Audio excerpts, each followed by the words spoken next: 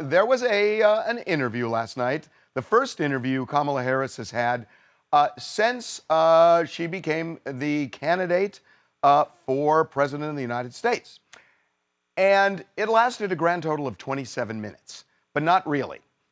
Because when you look at three of the questions, which really had nothing to do with their policies or anything, a question about what was the phone call like when Biden told you he wasn't running, asking Tim Walz about his son at the convention, and then asking her about her niece when she was looking up at Kamala speaking. Those aren't really issues that go to whether she should be president or not. Right. So it's about 22 minutes. 22 minutes that CNN had to interview not just her, but her vice presidential running mate. 22 minutes, and that was it.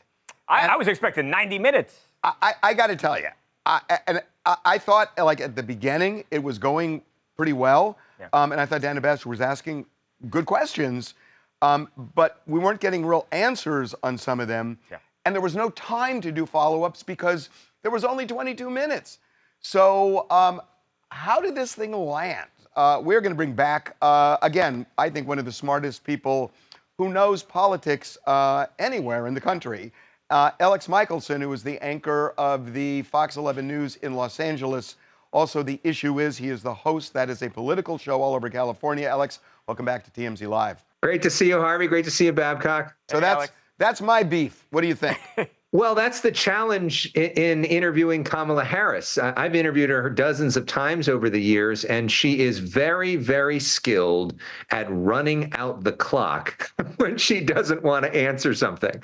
You know, they talk to you in politics that you're supposed to answer the question you wish you were asked, and she oftentimes will answer the question she wishes she was asked and then keep answering it and keep answering it and keep answering it so that you don't have time to do a lot of follow-ups with her. And not only was it challenging for Dana Bash to compete with the clock, but then you also have Tim Walz sitting there, and it was clear that she was kind of ignoring him for most of the interview. It seemed like they didn't really want him to be there. She would have preferred a solo interview, and maybe the campaign wanted him to be there. So then you had to throw him a bone every once in a while, and then you end up with an interview where there's basically no headline. The only headline of the interview was that the interview happened, which for Kamala Harris, if you're in a tight race, is probably a win.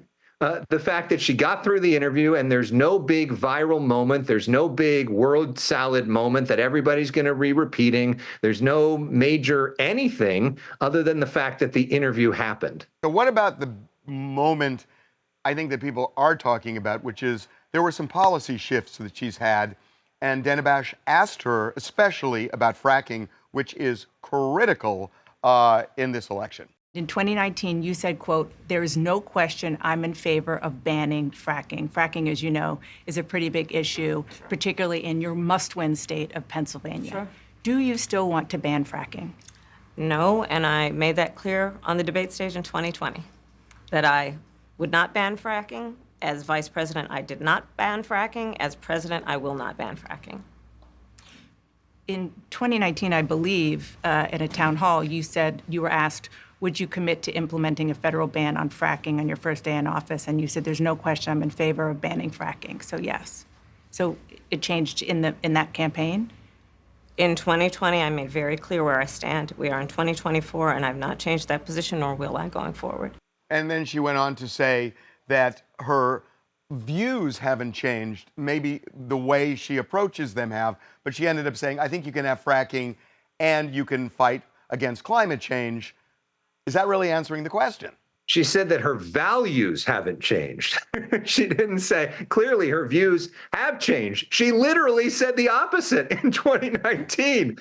So clearly her views have changed. And she didn't really answer the question of, why have your views changed? Right. Dana Bash asked him, was there particular science that made you change? Was there an experience that you had as vice president? She didn't want to go there. But again, she was effective at essentially getting through that moment, running out the clock without giving that sort of answer. And maybe that was clearly their strategy. They knew that this fracking question was coming, Right. and that's the way that they wanted to do it. I mean, Kamala Harris, more than almost any other politician I've ever interviewed, is very disciplined at not saying things that she doesn't want to say and not getting pulled into fights that she doesn't want to get pulled into.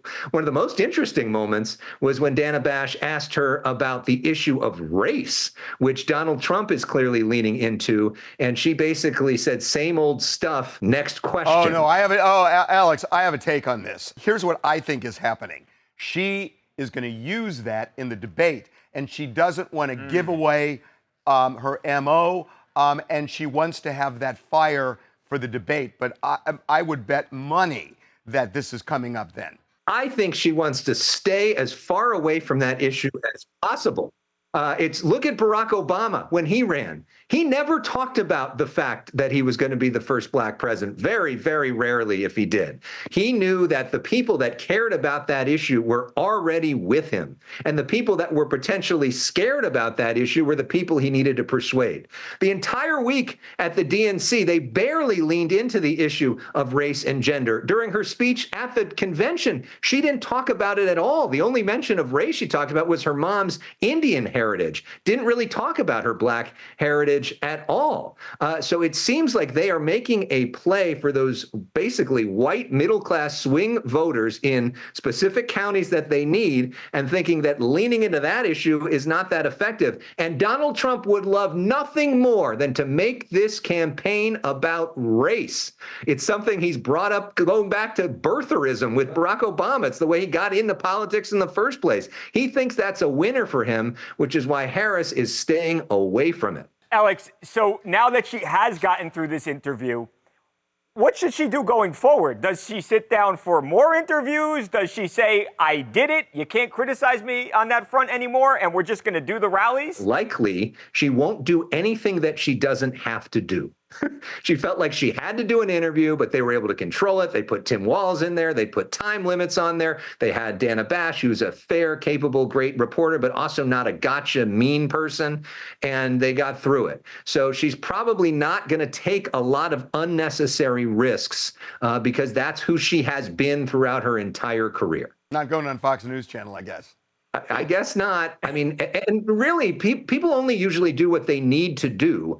And she's not majorly behind right now, so she doesn't necessarily have to take a bunch of risks. But that debate, that's the biggest thing left on the calendar. That's what everybody's going to be looking at. And I'm sure Kamala Harris, the courtroom prosecutor, is going to spend a lot of time between now and then practicing her answers, getting her arguments poll tested and ready to take him on that stage in a way that Joe Biden clearly was not capable of doing. If Trump ends up losing, one of the biggest miscalculations, I think, the biggest miscalculation, was doing that debate with Joe Biden. It is a classic case of winning the battle and losing the war. Because had he not done the debate, Joe Biden would be the nominee and things would be very different. And imagine if that first debate was held on September 10th. Exactly. The nominee. Exactly. And then everybody's like, oh my God, what do we do now? It would have been one of the biggest political disasters ever. So this idea that it happened so early, which is what the Biden team wanted, ended up killing Joe Biden's chances, but may turn out to be the best thing ever for the Democratic Party. That's right. And the worst thing for Donald Trump, the most consequential debate in the history of politics.